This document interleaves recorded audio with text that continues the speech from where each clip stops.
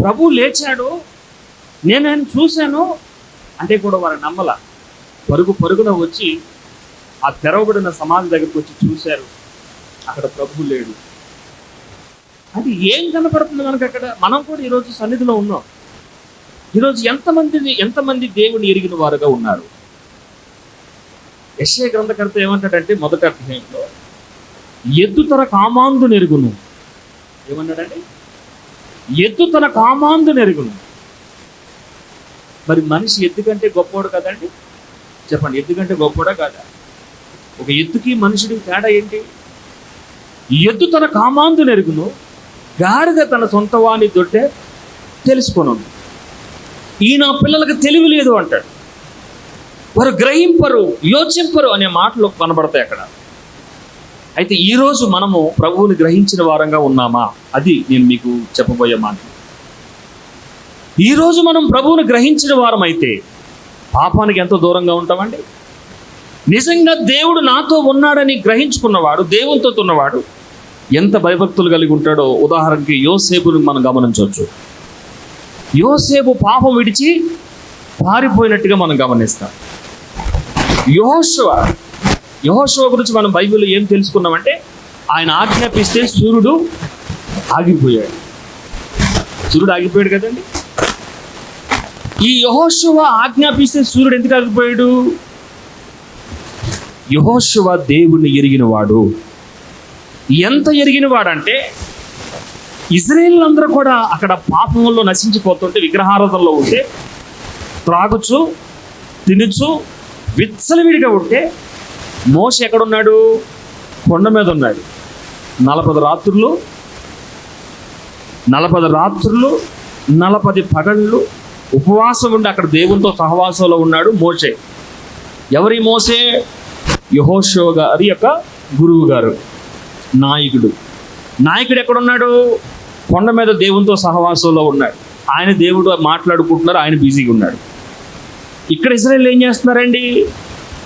ఒక బొమ్మను చేసుకుని ఆ బొమ్మను ఆరాధిస్తూ అక్కడ బలులు అర్పించి మాంసం తింటూ చక్కగా తాగుతూ విచ్చలవిడిగా వారు అక్కడ ఉన్నారు. అప్పుడు యెహోషువ ఎక్కడున్నాడు? అక్కడ పాపంలో ఉన్న వారితో లేడు, అక్కడ దైవజనుడితోనూ లేడు. ఇతను ఎక్కడున్నాడు? అటు పరిశుద్ధుడైన దేవునికి, యాజకుడికి, సేవకుడికి, ఇటు ప్రజలకి మధ్యలో ఒక బండ సందులో కూర్చున్నాడు. వెళ్ళి యెహోషువ ఎక్కడ కూర్చున్నాడు?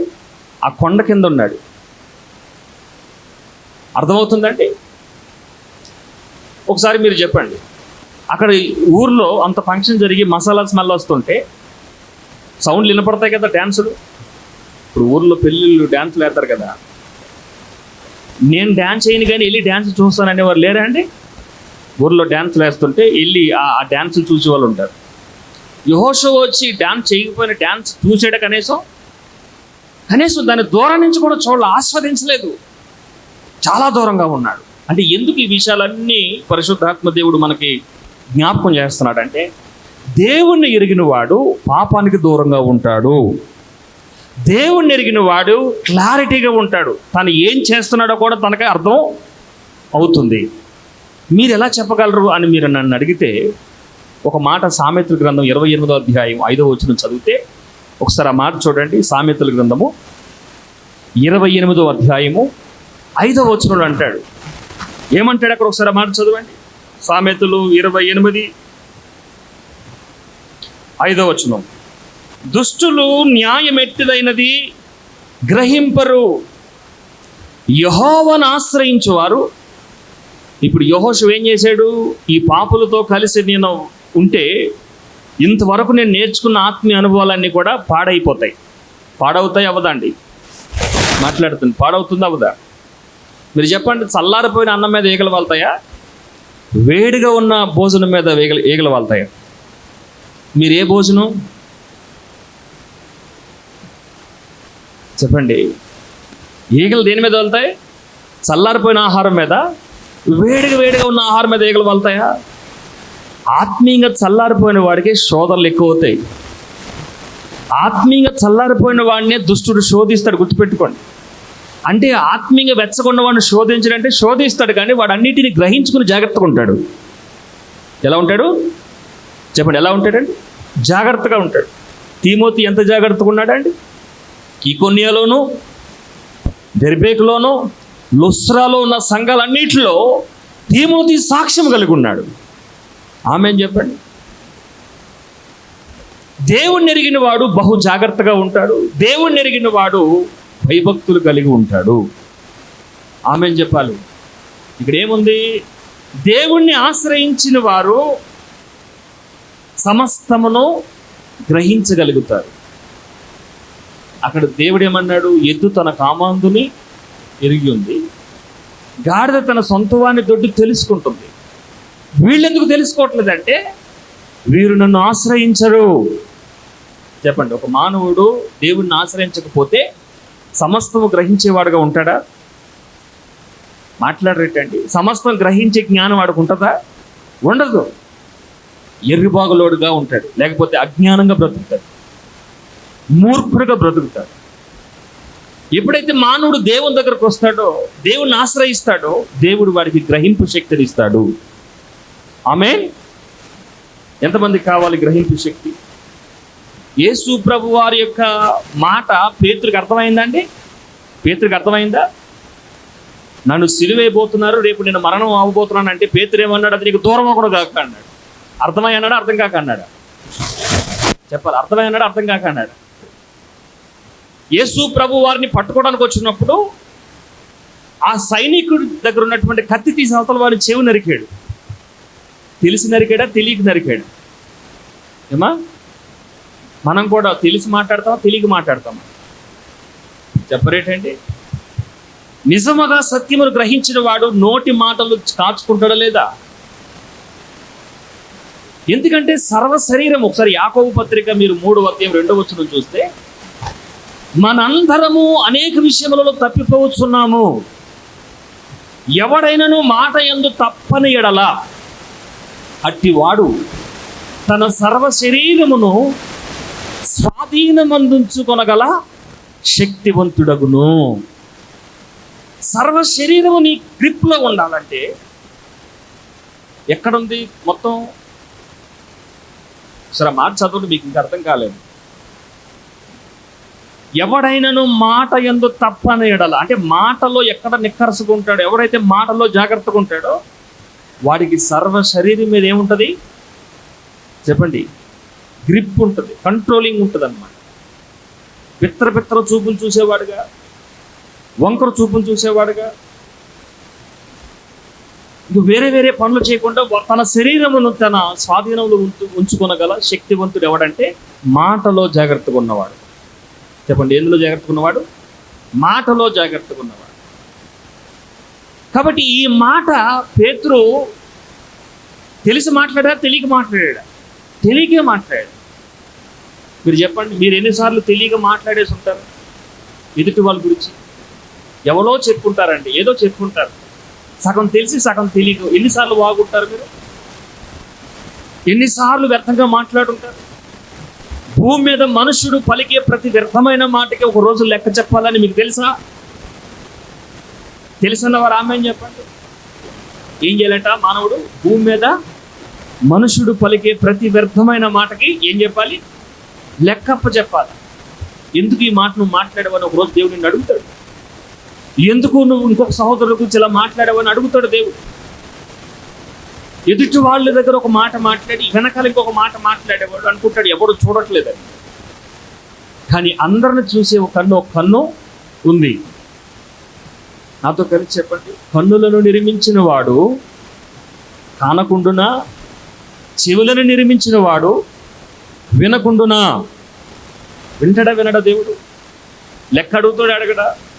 100కి 100% అడుగుతాడు. ఎద్దు తన కామాందుని ఎరిగి తన యజమానుని వెంబడిస్తున్నట్లుగా, గాడిద తన సొంత వాని తోటి తెలుసుకుని దొడ్డుకెళ్ళినట్లుగా మనం ఆయన సన్నిధిలో ఉందుముగాక. పేతురు ఎరగకనే అది నీకు దూరమగును గాక అన్నాడు. పేతురు గ్రహించకుండానే వెంటనే సైనికుడు దగ్గర ఉన్న కత్తి తీసి అవతల వాడు చెవి నరికాడు. తొందరపాటు. ఆమేన్. మనము గ్రహించుదుముగాక. గ్రహింపు లేకుండా ఒక సహోదరుడు మాట్లాడాడు. ఏం మాట్లాడాడు? గ్రహింపు లేకుండా మాట్లాడాడు ఒక సహోదరుడు. ఎవరు సహోదరుడు? ఎవరికి సహోదరుడు అంటే దావీదుకి సహోదరుడు అనండి. ఎవరికి సహోదరుడు? దావీదుకి సహోదరుడు. గ్రహింపు లేకుండా మాట్లాడాడు. మళ్ళీ అంటాడు నేను గ్రహించాను అంటాడు. ఒకసారి మాట చూడండి.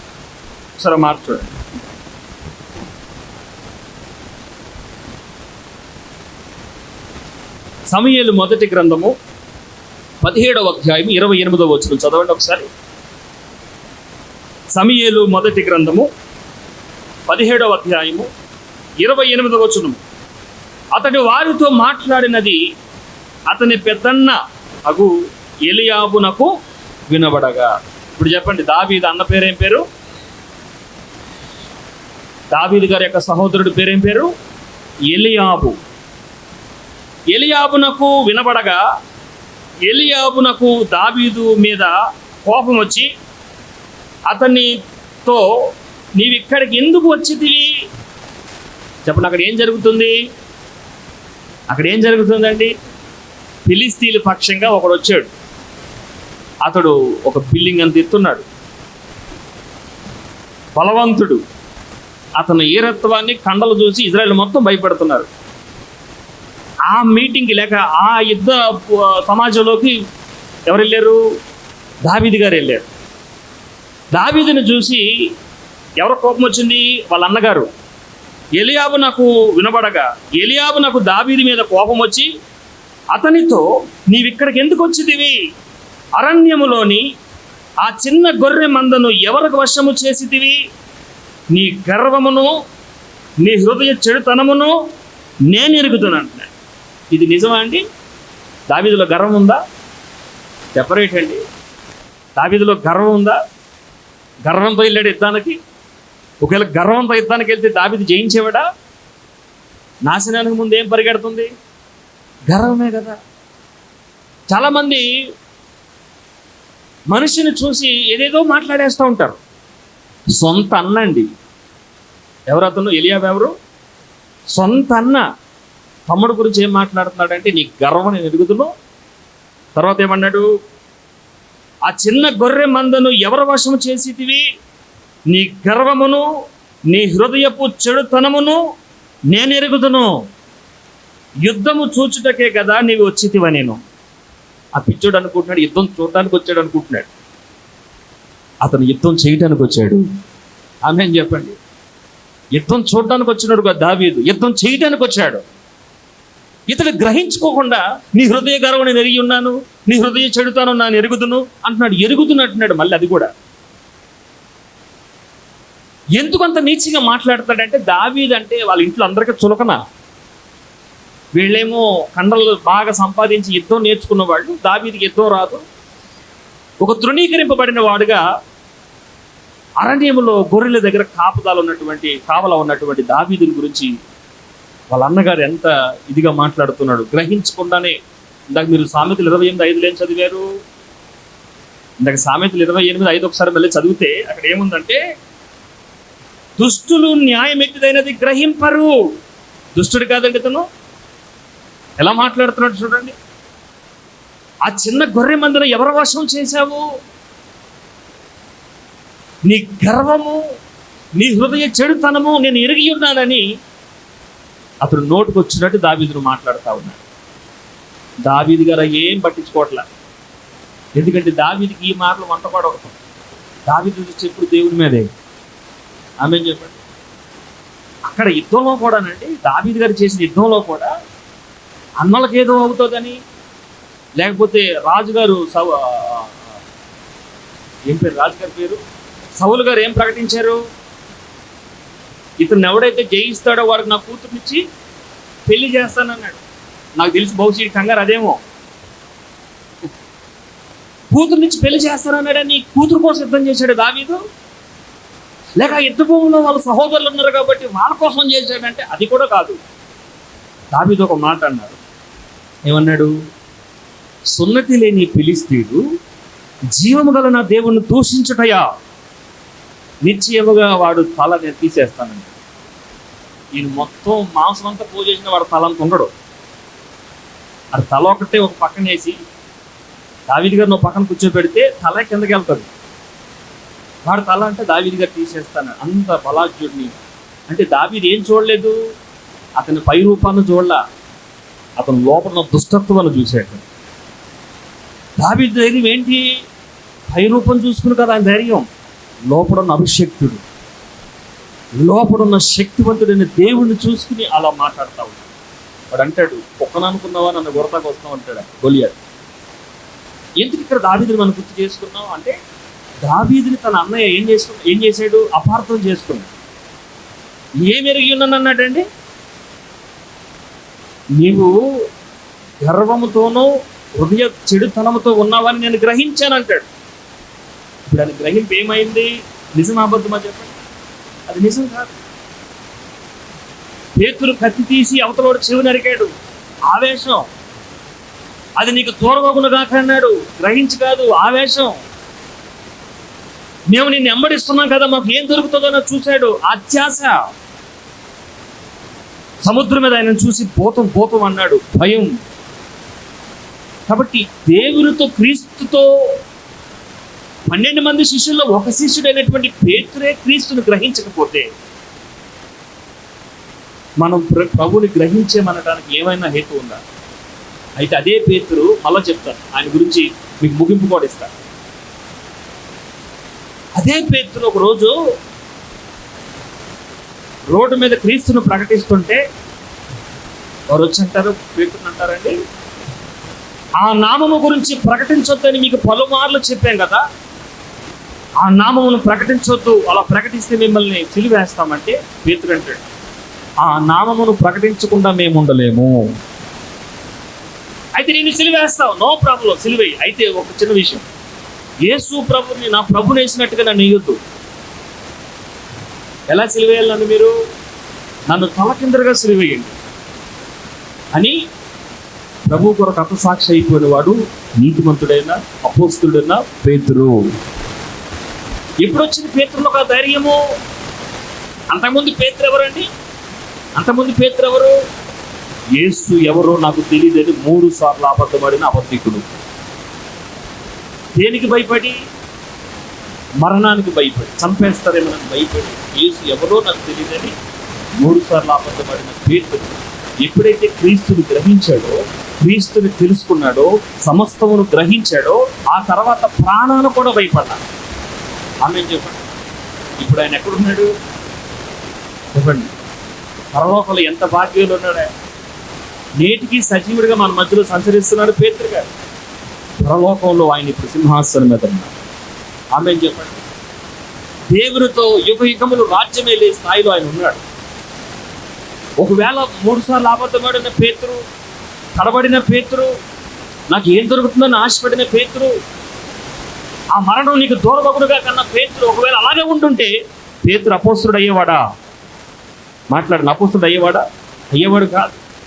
క్రీస్తుని గ్రహించుకున్నాడు. ఈ రాత్రి మనం కూడా ప్రభువుని గ్రహించుదుముగాక. యేసు ప్రభు అంటే ఆ పటం మీద ఆ ఫోటోలో ఉన్న యేసు ప్రభునే తలుచుకుంటారు కొంతమంది. యేసు ప్రభు అంటే ఇలా ఫోటోలో ఉన్నట్టుగా అనుకుంటారు. ప్రభు యొక్క శక్తిని, ఆయన సామర్థ్యాన్ని మనం గ్రహించుదుముగాక. క్లుప్తంగా కొన్ని మాటలు నేను చెప్పి ముగించేస్తాను. కొన్ని మాటలు. దావీదు గారి దగ్గరికి, ఎలీషా దగ్గరికి ఒక వ్యక్తి వస్తాడండి. ఒకసారి ఆ మాట చూడండి. రాజుల 2వ గ్రంథము అంటే దేవుణ్ణి గ్రహించిన వాడు ఎలా ఉంటాడో కొంతమందిని మీకు ఒక ఇద్దరు చూపించి ఈ రాత్రి నేను ఈ మాట ముగిస్తాను. రాజుల 2వ గ్రంథము 2వ అధ్యాయం 3వ వచనంలో ఎలీషా దగ్గరికి కొంతమంది శిష్యులు వస్తారు, లేదా కొంతమంది వ్యక్తులు వస్తారు. ఆ వ్యక్తులు వచ్చి ఏమంటారు? బేతేలులో ఉన్న ప్రవక్తల శిష్యులు ఎలీషా యొద్దకు వచ్చి, నేడు యెహోవా నీ యొద్ద నుండి నీ గురువును పరమునకు తీసుకొని పోవునని నీవు ఎరుగుదువా అని ఎలీషాను అడగగా అతడు, నేనెరుగుదును. చెప్పండి, నీ పక్కన వాళ్ళు చెప్పండి, నువ్వు ఎరుగుదువా? క్రీస్తుని ఎరిగి ఉన్నావా? దేవుని గురించి నీకు క్లారిటీ ఉందా? నీకుగా ఎవరో చెప్పింది కాదు, నీకు నువ్వుగా రుచి చూసి తెలుసుకొని గ్రహించిన వాడుగా నువ్వు ఉంటే నువ్వు ధన్యుడువు. ఆమేన్ చెప్పండి. ఎలీషా అంటున్నాడు, ప్రవక్తల శిష్యులలో కొంతమంది వచ్చి, రే మీ గురువు గారు వెళ్ళిపోతున్నారు, ఆయన పరలోకానికి వెళ్తున్నాడు, నీకు తెలుసా, నువ్వు ఎరుగుదువా అంటే ఎలీషా ఏమన్నాడండి, నేను ఎరుగుదును. ఎందుకంటే యెహోవాను ఆశ్రయించిన వారు, మీరు మర్చిపోతున్నారు వాక్యం, సామెతలు 28:5 గుర్తుపెట్టుకోవాలి. యెహోవాను ఆశ్రయించే వారు సమస్తమును గ్రహిస్తారు. ఒక 3 సార్లు చెప్పండి అన్నమాట.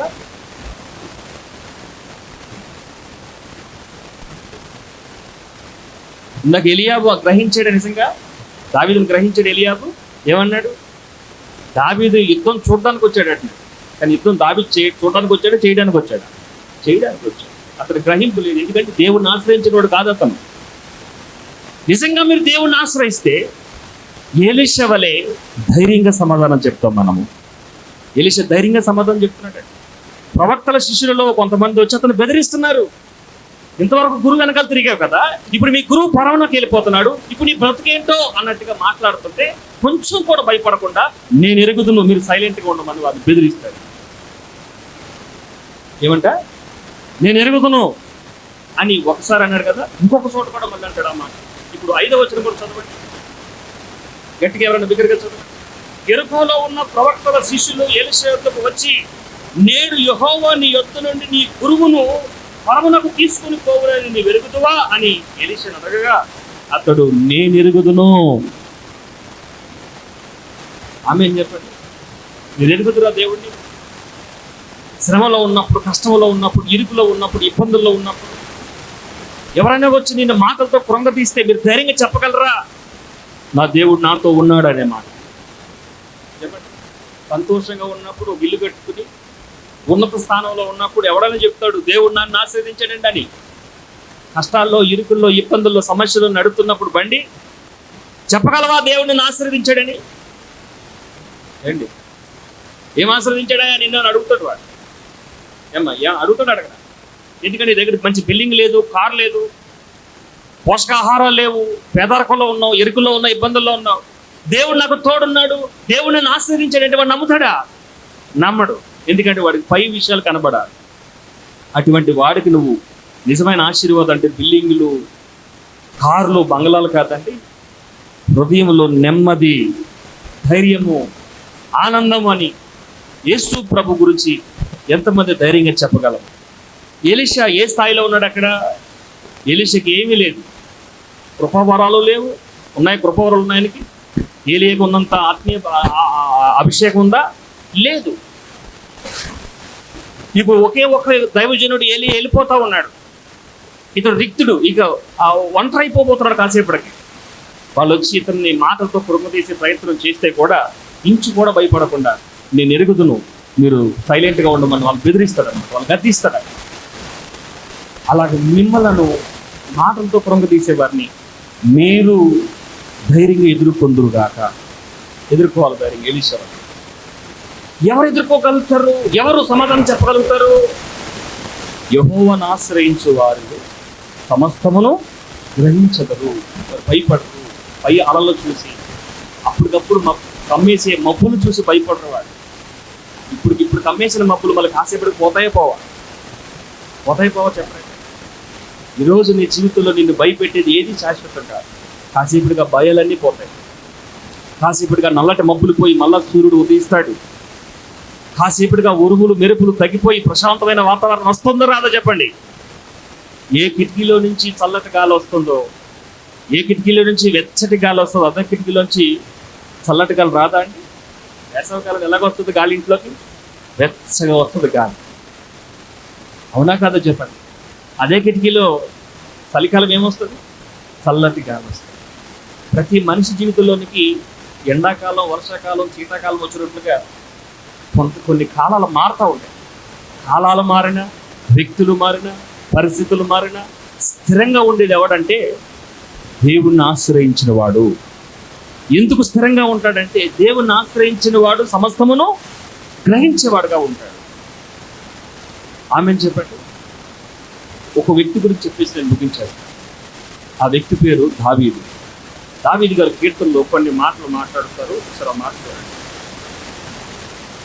135వ కీర్తన 5వ వచనంలో, 135వ కీర్తన 5వ వచనం చదవండి త్వరగా.